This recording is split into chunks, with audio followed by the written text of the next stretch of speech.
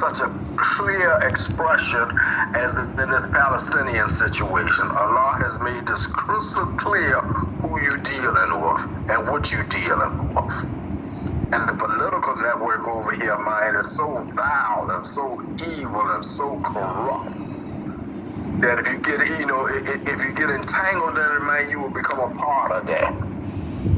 And the best thing to do is, is to distance yourself, support what you can support, but in your Islamic development, man, you're constantly trying to purify yourself. And you can't keep purifying yourself, man, as long as you are associated with the filth that's out here. It's a hell of a complex situation to ask a person to live in America as a sincere Muslim. As a sincere Muslim, no, you ain't gonna last long, man. You got to get out of this one. So just so I understand what you're saying, those who are calling to Islam, number one, they're doing it in America, are doing it at a really basic level. This is the first thing that you included into the equation. The second thing is that the people are so tough that when they give this version of Islam, of the calling of Islam, this just makes them leave because of the fact that people are not receiving their call. So they leave and they go to other countries. This is the second thing. I don't think that they realize that they're leaving like that. I think that Allah is preserving them and leaving them out of this. Okay. I think Allah will die. Well, I mean, I'm not right, but thus far, what we do know is that they're leaving. Allah is making them leave. He's had a decree that they leave, however it may be.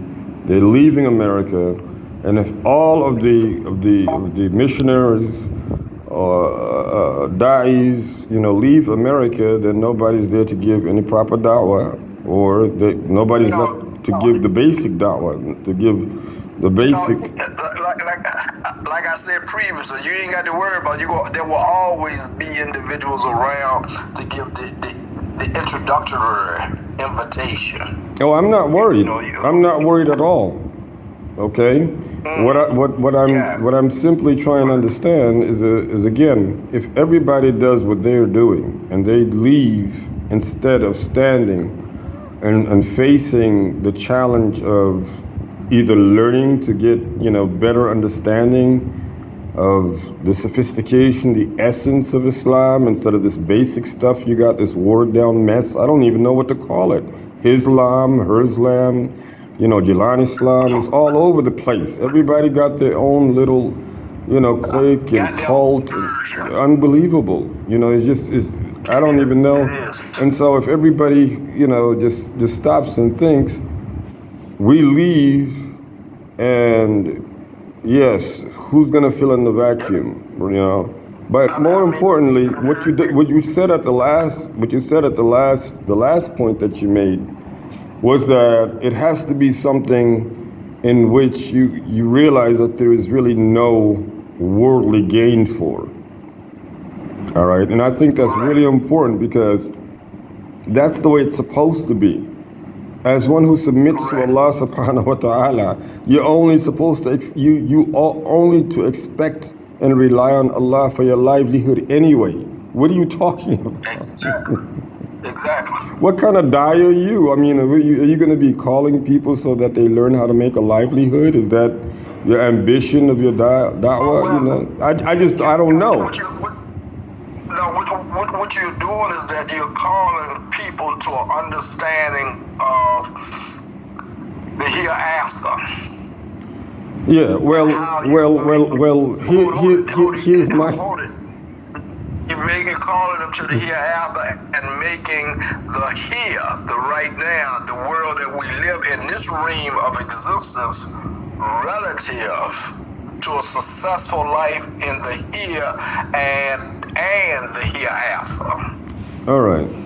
That's the balance of it. Right. So what I really am trying to get, my head wrapped around, if you may, is the fact that man, you know, hold it. You talking to the student? You the scholar. come on now with the scholarly things. Come on. You the scholar talking to the student. No. I'm trying to understand what is happening in America, because all the things that are going on is just, you know, you have the Quran, you have the word of Allah, you know, you have the command of your. You got to believe in the Quran. Yeah, so but that's what, as a Muslim, I mean, isn't that a, you know, what a Muslim has to believe in? I don't believe that the majority. I know that the majority of this community don't wholeheartedly believe in the Quran. I mean, so how? But I don't understand how that's supposed to, you know, be an advantage instead of a disadvantage. That's more of a disadvantage, though. That's not an advantage. You know, okay. Because if you don't believe in its entirety, which is wholeheartedly, really, you've denied it all.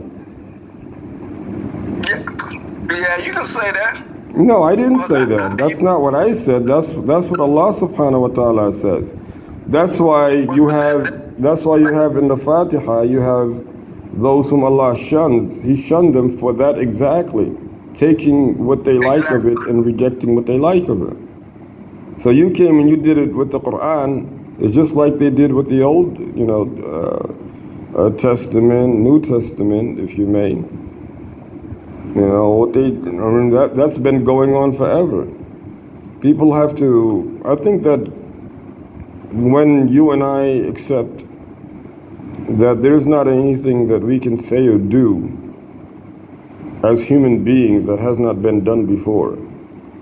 You know, Allah Ta'ala knew before we were created everything that we would do, everything that we would say, everything that was destined for us.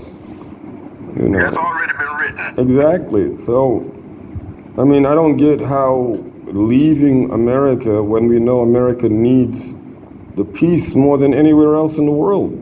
Yes, the Israel-Palestinian situation very clearly states what, you know, what the humanity is dealing with. As long as you have what you have, you know, to where injustice is not being dealt with. I will say this. As long as the people, the Da'i, can sustain themselves,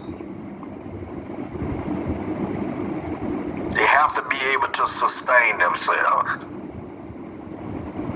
and endure the Jahiliyyah that will be constantly around them.